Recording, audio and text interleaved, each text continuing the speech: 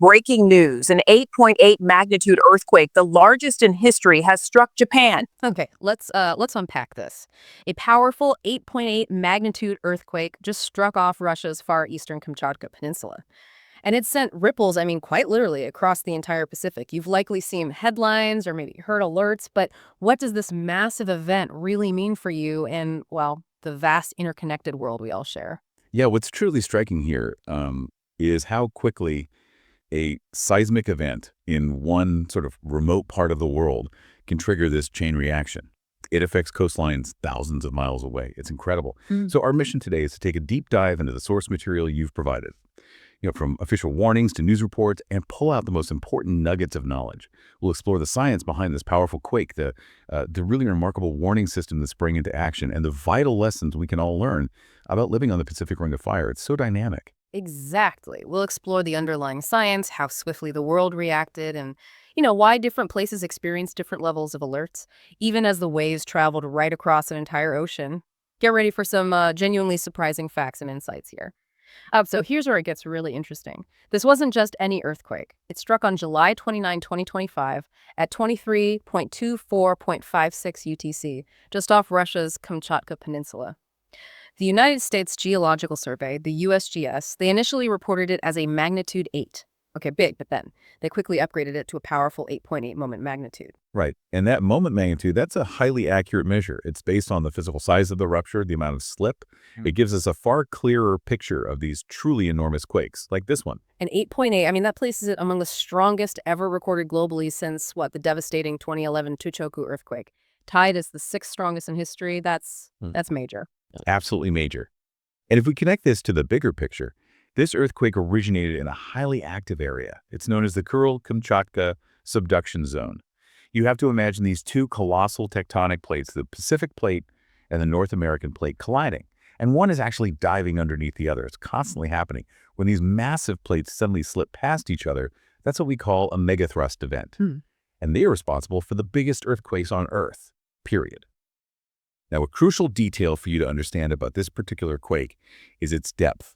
The USGS consistently reported it as incredibly shallow, around 19.3 to 20.7 kilometers. That's 12 to 12.9 miles deep. Wow, very shallow for such a big quake. Exactly. And the shallow depth is a key factor, maybe the key factor, in generating destructive tsunamis.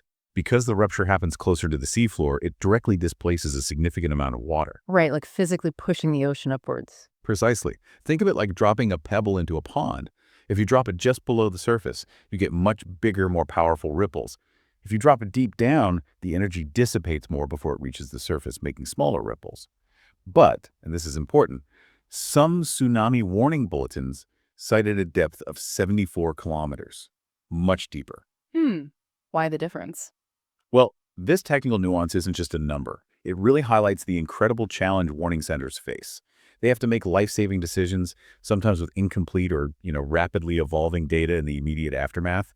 It's tough. Yeah, I can imagine. And the sheer scale of the rupture itself, immense. USGS estimated it at 390 kilometers by 140 kilometers. It's huge. And some models even suggested an astonishing 600 by 200 kilometer section of the plate boundary moved. That's mind-boggling. It really is. And this event is believed to have essentially filled a major seismic gap between two historic quakes from 1923 and 1952 in that same region. Filling a gap, yeah. So potential for future activity is always a concern there. And get this, the raw power. This 2025 earthquake released energy equivalent to 100 million tons of TNT. 100 million tons. It's almost impossible to visualize that kind of energy release. The main shock itself lasted for several minutes, too. Rupture durations estimated between 3 and nearly 4 minutes. A long time for the ground to be shaking that intensely. And what's even more fascinating is the lead-up. There were two notable foreshocks, a magnitude 7.0 back in August 2024, and then a 7.4 just a few weeks before in July 2025.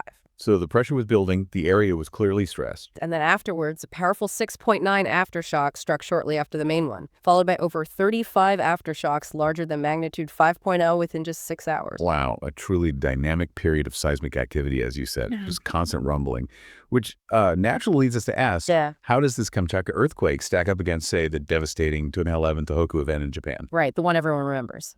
Exactly. The 2011 earthquake was a magnitude 9.1, so slightly larger than the 8.8 we're discussing today. Right. Its tsunami, I mean, it reached an astounding 40 meters in places, 40 meters, unimaginable. caused over 18,000 casualties, and led to the Fukushima nuclear disaster. The damage was estimated at, $235 billion, just catastrophic. So how does this one compare in terms of impact? Well, this recent Kamchatka event, while immensely powerful, thankfully, did not lead to such a catastrophic outcome. Not on that scale. Initial waves saw about 3 to 4 meters in parts of Russia, and a much smaller, maybe 30 centimeters, first wave reported in Japan. Okay, still significant in Russia. 3 to 4 meters is serious. Oh, absolutely. And any injury is serious, of course. There were at least 4 minor injuries reported in Kamchatka, but thankfully no large-scale casualties have been confirmed so far. That's a relief. And the Fukushima Daiichi nuclear facilities in Japan, they were halted as a precaution. But importantly, no radiation leak was reported. So while both were huge megathrust quakes on subduction zones, both caused tsunamis. The 2025 event, by comparison, has thankfully not matched the horrific impact of 2011. Okay, so let's talk about that immediate impact for Russia. What happened right after the shaking stopped? This powerful, shallow earthquake immediately generated a significant tsunami, you said 3 to 4 meters. Yes, in parts of Russia's Kamchatka Peninsula, waves reached an intimidating 3 to 4 meters. That's roughly 10 to 13 feet. Okay, definitely enough to cause damage and be dangerous. Absolutely. Sergei Lebedev, the regional minister for emergency situations, he promptly urged residents to move away from the shoreline. And reports say around 2,700 people were evacuated from the affected northern Kuril Islands. Quick response there. And what about damage? The earthquake and the tsunami caused moderate damage and multiple injuries in the Kamchatka and Sakhalin regions of Russia. As you heard, at least 4 people suffered minor injuries in Kamchatka, thankfully minor. Infrastructure damage was reported in Petropavlovsk-Kamchatsky, things like a partially collapsed kindergarten facade, cracks in several medical and social service buildings. Okay, structural impacts. Yeah, and the ceiling covering of a terminal at Elizovo Airport collapsed, injuring 1 person there.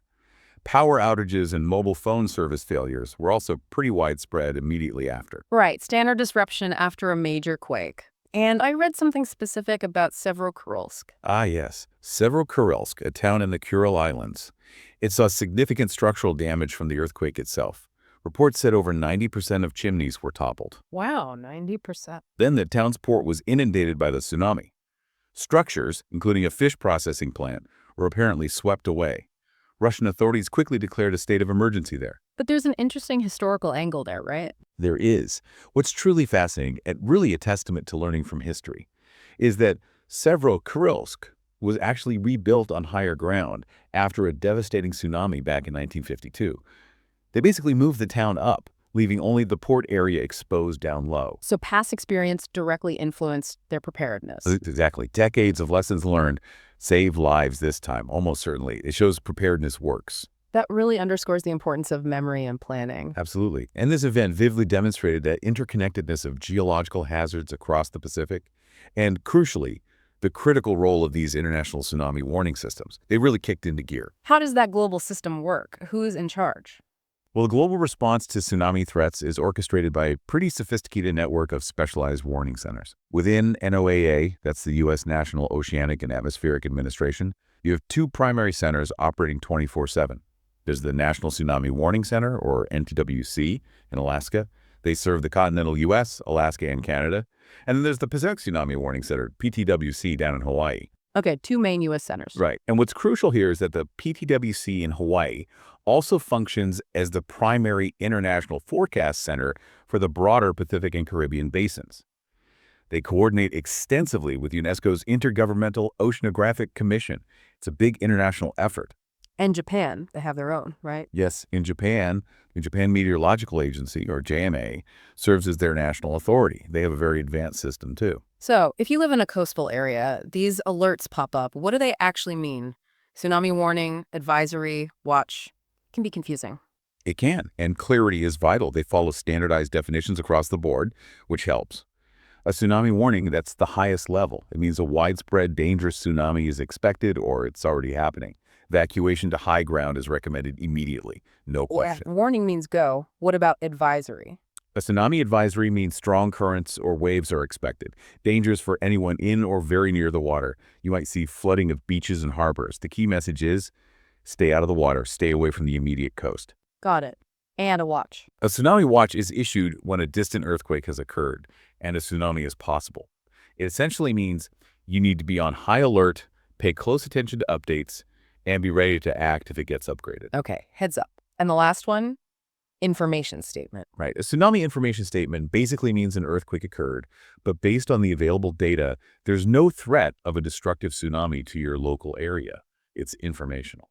That's helpful to break down. Thanks. And this progression, from maybe a watch to an advisory or warning, it clearly demonstrates these alerts aren't static. They're not set in stone. They're incredibly dynamic. They evolve rapidly in real time based on continuous analysis of seismic data, actual tsunami wave observations from those dark buoys. Those deep ocean sensors. Exactly. Deep ocean assessment and reporting of tsunamis buoys. They measure pressure changes way out in the deep ocean, vital data, plus tide gauges along the coasts and updated computer models predicting how the waves will travel. So an initial watch can escalate, or it can be downgraded or canceled altogether as the threat passes. So listening for updates is critical. Absolutely critical. The lifting of alerts is just as important as their initial issuance. You need continuous, real-time updates from official sources, and the fact that we saw rapid and widespread issuance of alerts across multiple nations, Russia, Japan, the US, it really demonstrates a highly functional and coordinated international system. This event, in many ways, serves as a powerful testament to the success of decades of investment in international cooperation for tsunami preparedness. Okay, let's look at how specific regions reacted then. Starting with Japan, which is quite close to Kamchatka. The JMA initially issued a tsunami advisory, right? Cautioning waves up to 3 meters? Yes, which was actually an upgrade from an even earlier 1-meter forecast they put out initially, shows that dynamic response. Right. But then here's where we start to see some of those communication challenges you mentioned. The U.S. Embassy in Japan reportedly put out a broader alert saying tsunami warnings are in effect for a major stretch of Japan's eastern Pacific coast. Warning, not advisory. Interesting discrepancy there. It could be timing, interpretation, different thresholds. And while waves up to 3 meters were expected by JMA, the first observed wave in northern Japan, Hokkaido, was actually quite small, about 30 centimeter. About 1 foot, yeah. But, and this is crucial, Japan's national broadcaster NHK warned that subsequent waves could be significantly larger. They really underscored the JMA's message that tsunamis will strike repeatedly. It's not just one wave. So the message was clear, don't be complacent. Exactly. They explicitly advised, do not enter the sea or approach the coast until the warning is lifted. And people listened. Widespread evacuations occurred, train services in eastern areas like Hokkaido were stopped, even the Fukushima Daiichi nuclear facilities were halted, as we said. Thankfully, no radiation leak, but they took the precaution. Despite the earthquake itself being felt only mildly in Japan. Yeah, even though it was roughly only 250 kilometers from Hokkaido, the shaking wasn't severe there, but the tsunami threat was real. And there were reports of structural damage to some ports from the waves. And what's particularly striking and tragic. B&O News reported 4 whales had washed ashore on the Japanese coastline afterwards. Oh, wow. And ecological impact, too. Yeah, that's something often associated with these big tsunami events, sadly. But as of the latest information we have, all alerts for Japan have been officially lifted. Okay, good news there. Now let's jump across the Pacific, Alaska. Right. For Alaska, an official tsunami warning remained in effect for some time for coastal areas way out west. From Smauga Pass to Ottu, that's the highest alert level, with an advisory for areas further east, like Chignik Bay to Smauga Pass. So a significant high-level threat perceived there. And Hawaii, what was the situation there? For Hawaii, you were initially placed on a low-level tsunami watch.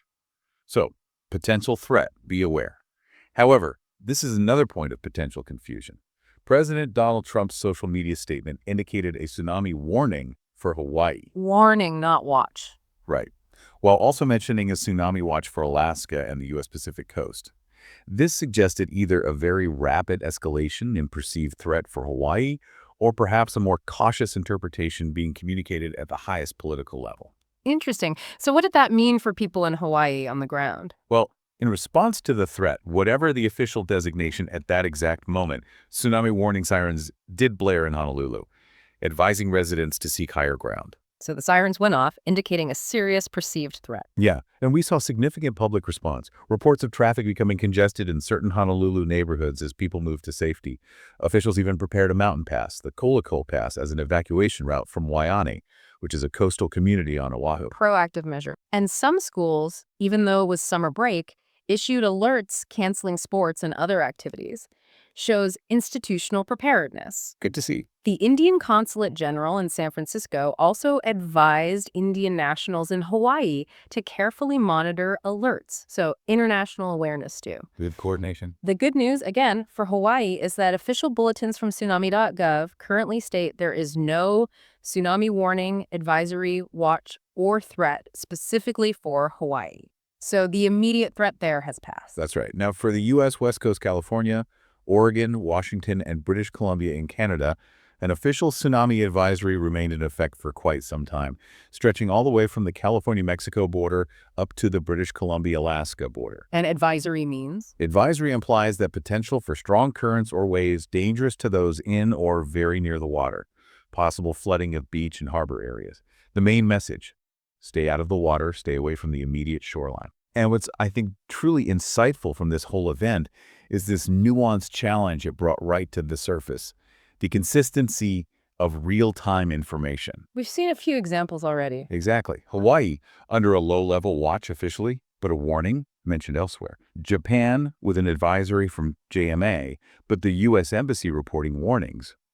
And then similarly, the U.S. National Weather Service was reported by some outlets to issue a stronger tsunami warning for parts of Northern California, while the official Tsunami Warning Center bulletins consistently showed an advisory for the broader U.S. West Coast. So different messages floating around simultaneously. Yes, and in a rapidly evolving disaster, you have multiple sources, news agencies, government officials, official scientific warning centers, all pushing out information. This can easily lead to discrepancies. Could be differing update times, slight variations in interpretation, maybe distinct communication priorities for different audiences. That sounds like a recipe for confusion. It poses a significant hurdle for maintaining public trust and ensuring clear, actionable information.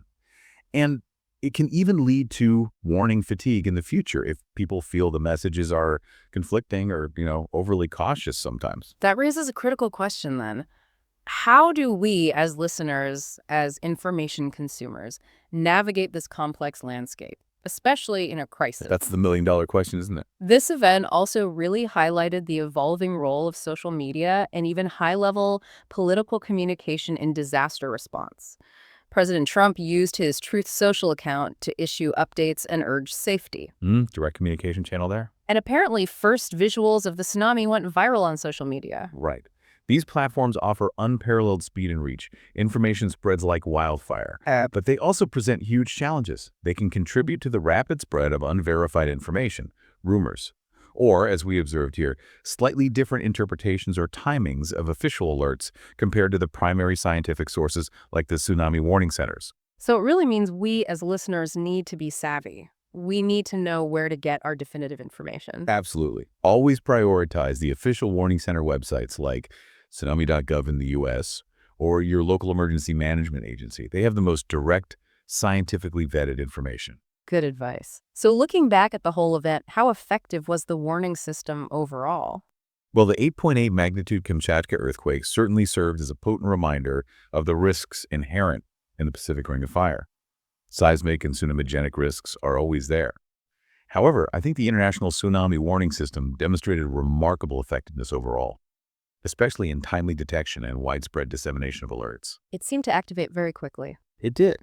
And this enabled regional authorities to initiate critical preparedness, measures, evacuations, public advisories.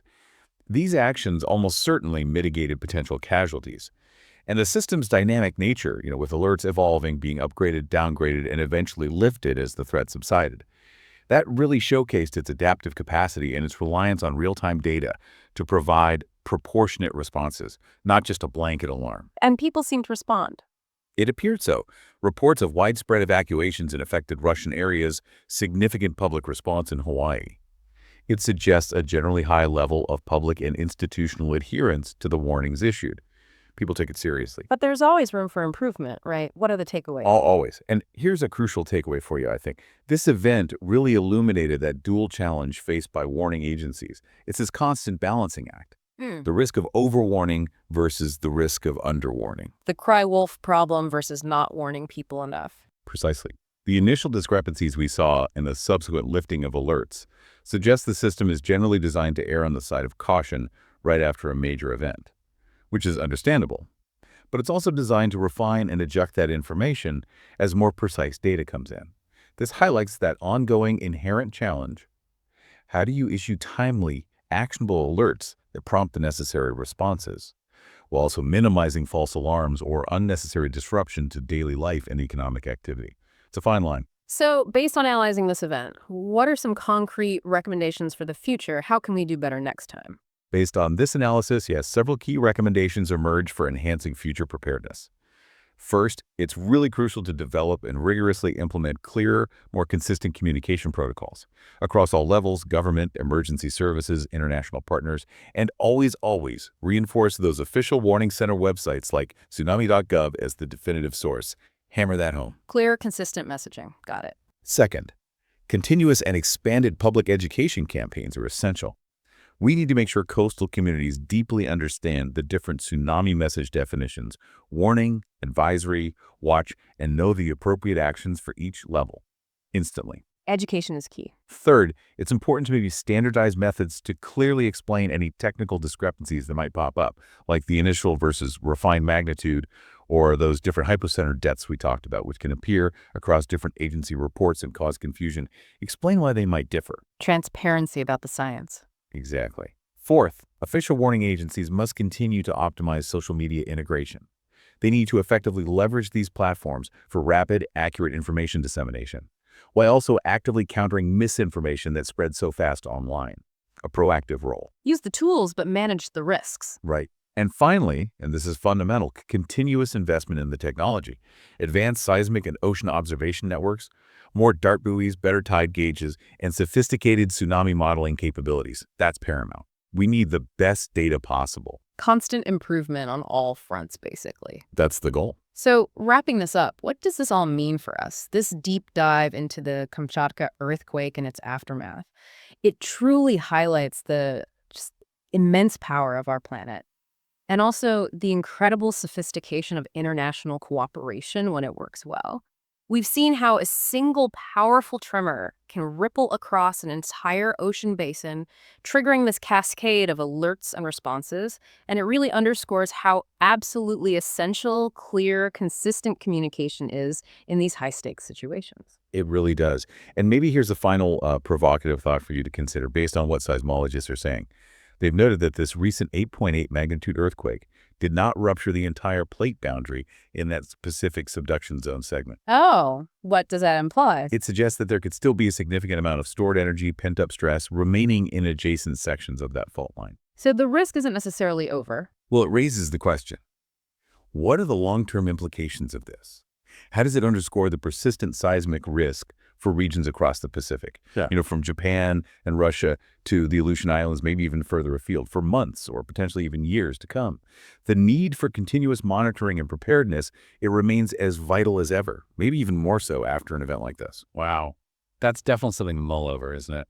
A reminder that these are ongoing processes. We hope this deep dive has given you a clearer, more informed perspective on this powerful natural event and the incredible systems in place and the challenges they face to help keep us safe. Keep learning, keep asking questions, and stay curious.